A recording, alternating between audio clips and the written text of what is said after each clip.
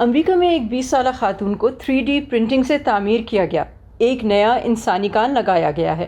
ان کے اپنے کارٹلیج کے زندہ خلیوں سے بنا نیا کان ان کے مائکروشا والے کان یعنی کان کے بیرونی حصے میں پیدائشی نقص والے کان کو تبدیل کر کے پیوند کاری کے ذریعے لگایا گیا۔ یہ دعویٰ ہے 3D بائیو تھراپیوٹکس نامی کمپنی کا، جن کا کہنا ہے کہ یہ انسانی اعضاء کی تبدیلی میں ایک انقلابی جدت ہے۔ مریض کے لیے اس کا مطلب ہے ایک بہتر حل۔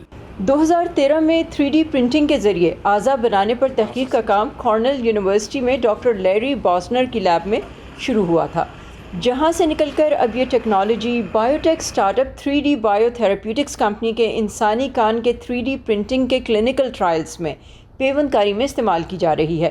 طریقہ کار کمپنی کے مطابق یہ ہے کہ انسانی کان کی نرم ہڈی یعنی کارٹلیج کا ٹیشو سیمپل لیا جاتا ہے، جس میں سے کارٹلیج بنانے والے متحرک خلیوں یعنی کانڈروسائٹس کو الگ کر کے کولیجن سے بنی بائیو انک جسے 3D بائیو پرنٹر کے ذریعے مریض کے دوسرے کان کی شکل اور سائز کے مطابق ڈھال کر اورینووا نامی امپلانٹ تخلیق کیا جاتا ہے اور پیوند کاری کے ذریعے اسے مریض کو لگا دیا جاتا ہے۔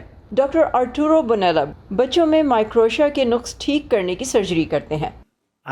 میں اس سے لیے بہت متاثر ہوں کہ اس سے کیا ممکن ہو سکے گا۔ بچوں کو زیادہ مسئلہ یہ ہوتا ہے کہ انہیں بلی کیا جاتا ہے، کیونکہ بچوں کو یہ سمجھ نہیں ہوتی کہ وہ کسی اور کے جذبات کو ٹھیس پہنچا رہے ہیں، لیکن اس سے ان پر واقعی بڑا اثر ہوتا ہے، اور عام طور پر تبھی وہ میرے پاس آتے ہیں تو میں ان کا خیال رکھتے ہوئے اور ان کے آپشن سے متعلق مشورہ دیتا ہوں۔ یہ نئی ٹیکنالوجی بہت حوصلہ افزا ہے۔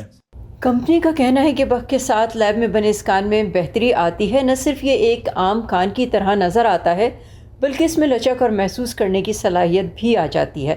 اور ڈاکٹر بونیلا کہتے ہیں کہ امریکہ میں تقریباً 1500 بچے ہر سال مائکروشا یعنی بیرونی کان کے نقص کے ساتھ پیدا ہوتے ہیں۔